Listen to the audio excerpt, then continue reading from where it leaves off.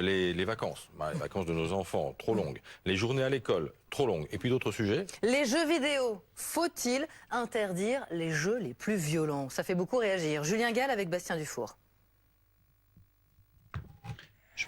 Après la restriction de l'accès aux réseaux sociaux pour les jeunes, Emmanuel Macron envisage de modifier leur emploi du temps.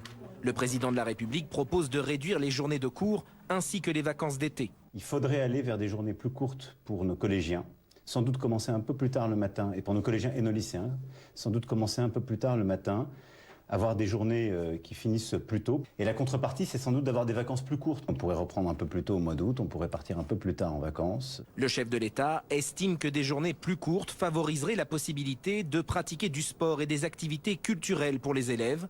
L'idée ne fait pas l'unanimité chez les Français que nous avons rencontrés ce matin. Raccourcir les vacances, je pense que ça ne résoudra pas le problème parce que les professeurs donnent énormément de travail pendant les vacances. Donc au final, le travail reste énorme. Peu importe qu'on réduise les vacances ou pas, ça ne changera pas le rythme de travail des enfants. Je pense que c'est plutôt une bonne idée. C'est vrai que les temps scolaires sont assez longs. Les enfants démarrent tôt et finissent relativement tard. Ils ont peu de temps pour les activités périscolaires. Après, il faut voir si ça suit.